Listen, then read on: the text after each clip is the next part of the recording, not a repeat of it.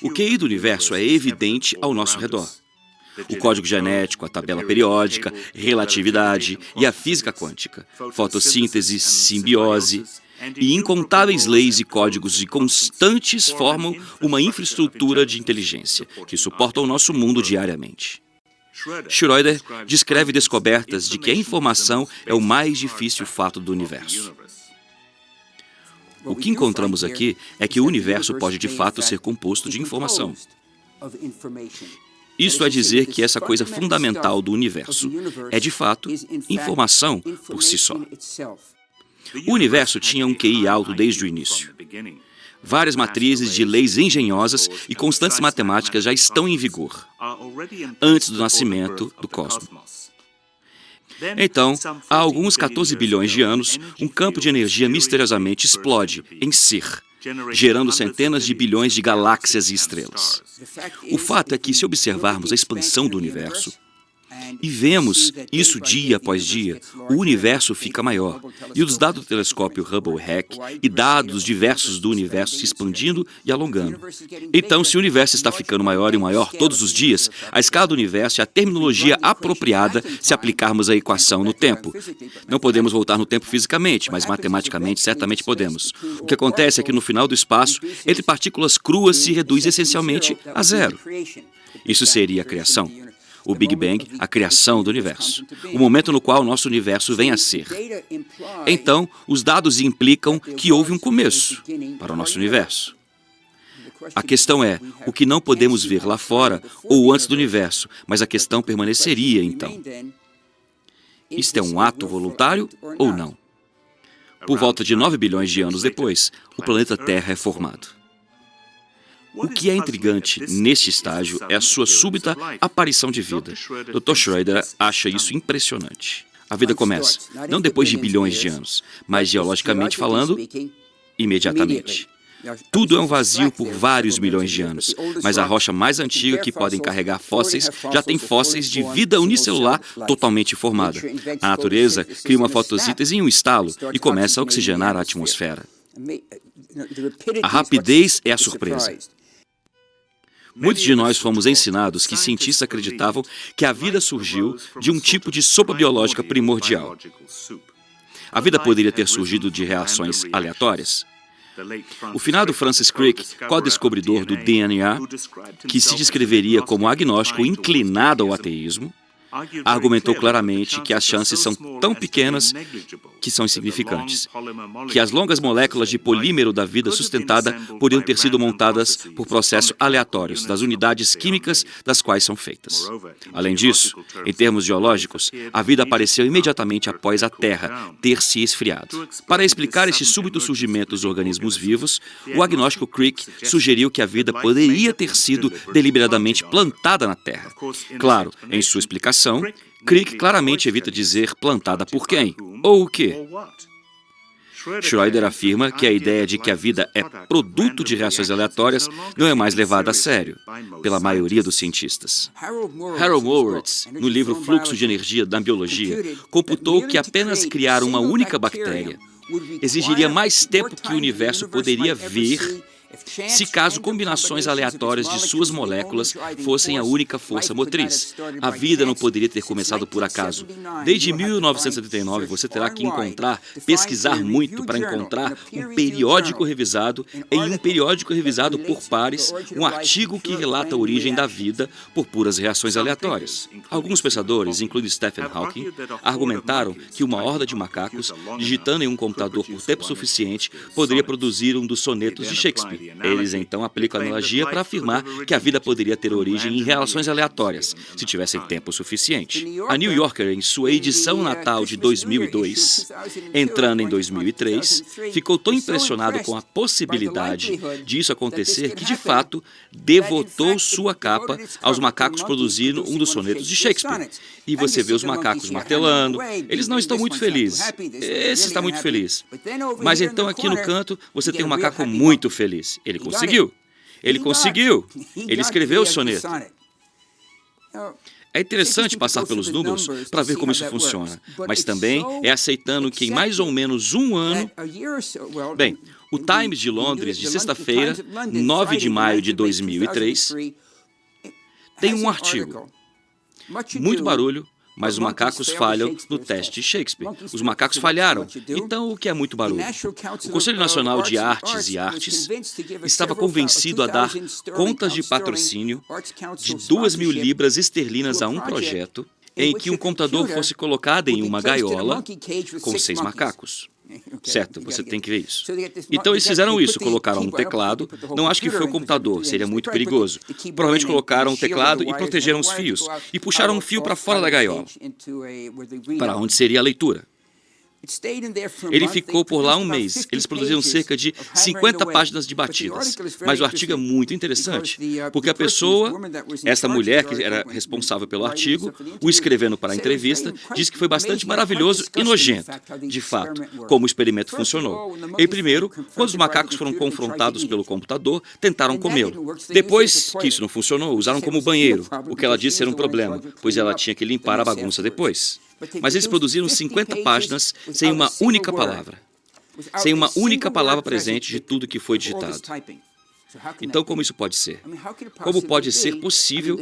Digo, a menor palavra da língua inglesa é uma letra. Então, eles devem ter digitado um A ou um I, mesmo se não fosse maiúsculo, de vez em quando. Mas é claro que isso não seria uma palavra, seria? Supondo que tivesse Z, Q, W, A, V, W. O A não é uma palavra. O que você tem que ter para ter uma palavra aleatoriamente produzida é o espaço. A, espaço, e até uma palavra de uma letra exige 3 atos em sequência. Espaço, A, espaço. Para isolar o A das outras linhas de rabiscos que virão. Se você pensar que haviam, digamos, 30, provavelmente 30, 35 teclas no computador, provavelmente mais, mas apenas supor 30, as 26 línguas, mais a barra de espaço, mais um arroba, os números, digamos, de que 30 ou possivelmente próximo de 40. A probabilidade de sair aquela letra, então, é 30 vezes 30 vezes 30. 30 vezes 30 é 900, vezes outros 30 é 27.000. A probabilidade de conseguir uma palavra de uma letra, digitando aleatoriamente, é uma chance em 27.000. Qual é a probabilidade de escrever um soneto de Shakespeare? Agora, eu não usaria isso como um paralelo para a vida, mas é o que tiramos do livro de ciência mais vendido já escrito. Uma breve história do tempo. Qual é a probabilidade de escrever um soneto de Shakespeare digitando aleatoriamente? Eu frequentei o MIT. Não devo entender muito sobre os sonetos, e não entendo, mas sabia o suficiente para saber onde olhar. Os trabalhos completos de Shakespeare, todos os sonetos têm o mesmo comprimento. Eles têm, por definição, 14 linhas. Eu escolhi o que eu conhecia a primeira linha. Devo te comparar a um dia de verão ou noite? Nem sei. De qualquer forma, contei o número de letras. Há 488 letras naquele soneto. 488 letras, o que é essa probabilidade? Esquecemos espaços. O que é a probabilidade de ficar batendo e conseguir 488 letras na sequência exata, que é, devo te comparar com um dia de verão? O que é, então, passar por isso? Bem, a probabilidade de, digamos, verão, se você tivesse um saco com 26 letras dentro, você colocar a mão e quer pegar um V, a probabilidade é 1 em 26. Se você tivesse 2 sacos, cada um com 26 letras, e só pegar VE porque quer verão, verão 26, uma de 26 no primeiro saco, uma de 26 no segundo saco. Então, 26 vezes 26, o R de outras 26 continue somando. O que você tem é 26 multiplicado por ele mesmo 488 vezes. Ou, em outras palavras, 26 a 488. Ou, em outras palavras, na base de 10, 10 a 690. O número de partículas no universo, não grãos de areia, digo partículas, prótons, nêutrons, elétrons, níons, a cerca de 10 a 80. Estamos falando de cerca de 10 a 600. 10 a 690 é 1 com 690 zeros depois dele. Há partícula suficiente no universo para anotar todas as tentativas. Você erraria por um fator de 10 a 600. Se você pegasse o universo inteiro e convertesse em chips de computador.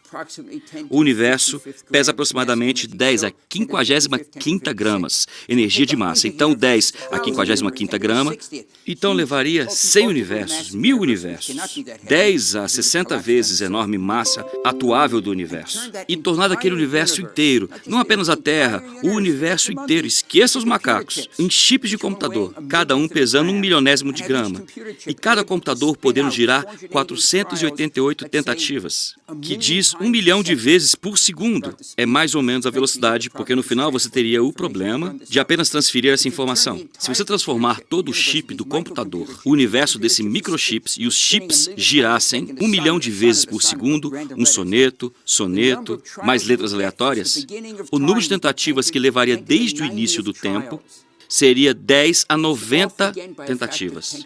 Está de novo em um fator de 10 a 600. Você nunca conseguiria um soneto por acaso. O universo teria que estar a 10,600 vezes maior. Isto é, 1 bilhão, até chegarmos a 600 vezes maior. Ou mais velho por 10 ao bilhão. Isso não acontece. No entanto, o mundo apenas pensa, qual é o problema? Nós teremos o universo. Vamos conseguir os macacos. Podemos fazer isso assim. Schroeder enfatiza o ponto de que sabemos quando a vida surgiu, mas não como. O universo está sintonizado para a vida, não ajustado para o começo da vida. Isso não está claro. Não temos nenhuma ideia do momento de como a vida começou. Especulações sim, mas como a matéria inerte se tornou vida, isso é um completo desconhecimento no momento. No entanto, uma vez que a vida é iniciada, vemos claramente, a partir das constantes fundamentais do universo, que, de fato, o universo está sintonizado para a vida. Por 3 bilhões de anos, a vida significava ser unicelular, e depois, do nada, o que vem é chamada explosão cambriana. Essa é a revista Time, a Scientific American também fala sobre isso, e a terminologia, o Big Bang da evolução animal. O Big Bang da evolução animal é bastante surpreendente. Cada um é descrito de forma bem sucinta na Scientific American, que todo filo que existe hoje surgiu simultaneamente. Existem aproximadamente 34 filos de animais. Todos esses 34 aparecem no registro fóssil e nos estratos chamados explosão cambriana. Simplesmente aqui está a cordata. É a primeira formação do nosso filo. É um peixe primitivo. Esses são os primeiros insetos, trilobitas, e existem moluscos, e ao todo 34 aparecem do nada. 3,8 bilhões de anos atrás, 3,6, 3,7, aproximadamente, a ordem se forma, a vida começa. Por 3 bilhões de anos, a vida é unicelular. Então, do nada, a explosão cambriana produz zoológico de vida. Não é simplesmente a aparição simultânea de todos os planos do grupo de animal que ele está atacando. De repente, a forma mais básica de consciência, visão, consciência visual, surge em toda a linha. Naquela vida, já existem os olhos. Cada filo que tem olhos hoje apareceu no registro fóssil pela primeira vez com olhos. Ao ver, o estímulo mecânico é transformado em um sinal nervoso que é enviado para o cérebro e depois convertido em um estado consciente. Apesar de décadas de estudo científico, a ponte entre esses dois mundos, o estímulo externo e a percepção sensorial correspondente, permanece tanto como um mistério hoje como sempre. A filosofia que Karl Popper observou, que o surgimento da consciência do reino animal talvez seja um mistério tão grande quanto a origem da vida. O mistério central na origem dos estudos da vida é a origem da reprodução. Em seu livro, O que Sobra para Ser Descoberto, Sir John Maddox, o editor emérito da revista Nature, observou que a questão primordial é quando e como a própria reprodução sexual evoluiu. Apesar de décadas de especulações, não sabemos. E, no entanto, a reprodução é quase sempre negligenciada nas discussões da origem, mas neste programa é uma parte fundamental do enredo. O que temos que tentar explicar é como vamos da matéria sem vida inanimada, que não se reproduz, para uma situação de entidades que se reproduzem. Porque a reprodução traz à cena algo que não estava lá antes. Bem, o que vão ter que tentar fazer é dizer o que precedeu a reprodução. E se isso foi suficiente para fazer a reprodução funcionar, mas não reprodução suficiente por si só. Porque, claro, se fosse a própria reprodução, então acabamos de empurrar a questão a um estágio para trás. Estamos de volta ao antigo problema da regressão. Estamos tentando explicar as origens da reprodução. Estamos tentando explicar as origens da reprodução. E por isso não podemos explicar as origens da reprodução em termos de coisas que já estamos reproduzindo. Então, o que as pessoas vão começar a dizer? Acho que talvez tenhamos proto-reprodução, ou seja, temos certas substâncias químicas, reações físicas, que não são reprodutivas, mas estão a caminho de serem reprodutivas. Mas isso não é uma explicação, é apenas uma fraude. O fato é que ou nós temos reprodução ou não temos reprodução. Se temos reprodução, não parecemos ser capazes de explicar isso, de algo que já não está se produzindo. E se já temos reprodução, então ainda não explicamos isso. As primeiras formas de vida que chegam hoje já tiveram que ter a capacidade de reprodução. A reprodução é orientada para o propósito. A reprodução não é casual. A ideia de reprodução, o propósito dirigido, estão preservando a espécie e movendo-a para frente. Então essas formas de vida tinham um propósito por trás delas, o que indica algo bastante significativo. Então, por que a vida inicial teria considerado, como ela era, considerada... Se você não sabia que ia morrer, por que se incomodaria com a reprodução? Os humanos sabem que no final deste capítulo há um fim, é chamado morte. Pode não ser o fim da vida, mas a morte é o fim do capítulo deste aspecto da vida. Por que as primeiras formas de vida pensaram isso? Eles sabiam que iam morrer? Uma bactéria sabia que ia morrer? O súbito aparecimento de diferentes formas de vida também é intrigante. De um dos artigos da revista Science, muitos artigos como esse é o de 1995, por Robert Kerr. Darwin conseguiu tudo certo? Agora, nunca pensei que veria no revisado por pares na revista extremamente respeitada Science. Então, o subtítulo é essencialmente, não essencialmente, o subtítulo é não. Essa espécie aparece dentro de uma alta rapidez não darwiniana. Essa é a revista Science, revisada por pares. E este é o problema básico, não é, professor Flew? Que, de repente, você tem explosão de vida. Elas parecem vir literalmente do nada. De acordo com Schroeder, a natureza, de fato, dá alguma indicação do interesse de Deus em nós. O autor Roy Varghese se junta ao painel. Deus, então, é interessado bastante no universo para ter despedido força energética o suficiente para forçar que ele se torne vivo. Então é um passo adiante. Certamente temos o envolvimento deste Criador além da criação do Big Bang. Você poderia dizer, bem, temos usado a energia dos últimos 15 bilhões de anos de um sopro chamado Big Bang, e é isso. Mas quando vemos esse tipo de emergência, que o grafite, o papel se juntam, de alguma forma gravam o contorno e um desenho aparece, então algo está presente no universo, que vai além da criação. E então isso possivelmente torna mais difícil de ter o conceito de um Deus desinteressado. Porque primeiro você tem a ideia de Deus teve o interesse de começar o universo. E agora Deus, por algum motivo, está interessado em começar a vida dentro do universo. Então agora temos Deus mais a favor do universo e mais intimamente envolvido. Torna-se mais difícil extrair esse conceito agora, de Deus ser nativo na vida que criou.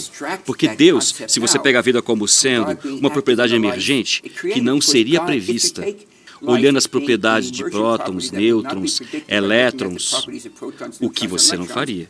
Você pega uma mistura, um dá um grão de areia, o outro dá uma mistura de prótons e nêutrons idéticos, um te dá um grão de Einstein, um lhe dá um pedaço de areia. Então, claramente existe essa realidade emergente. Então agora você tem Deus, tão intimamente conectado com o universo, tendo, digamos, começando a vida, sabe, apenas bactérias, mas fica difícil ver como vai além, apenas vida simples. Agora sabemos que o interesse de Deus no universo está além de apenas enrolá-lo. Agora a impressão digital está lá. Isso implica quase uma necessidade. Assumir então que Deus está realmente interessado na vida que fez. Claramente, essas coisas que achamos que Deus estava interessado no universo, o suficiente para torná-lo vivo. Agora, esse é o fim, ou podemos dar um passo que demonstra o interesse um pouco além, fazendo o universo e quase nos forçando a dizer, bem, tendo começado a vida, agora Deus está interessado nessa vida. Quero dizer, Deus, alguma forma enervante, se interessou bastante para obter organismos reprodutivos para existir, o que você nunca conseguiria de prótons, nêutrons e elétrons. Deixe raios de luz sozinhos. Mas foi o que aconteceu. Então, podemos sempre forçar a compreensão de outro passo além desse, que então Deus está interessado, é a origem da vida, uma forma autorrevelação. Veja, esse é um argumento poderoso. Não vejo maneira de refutar esse argumento no momento.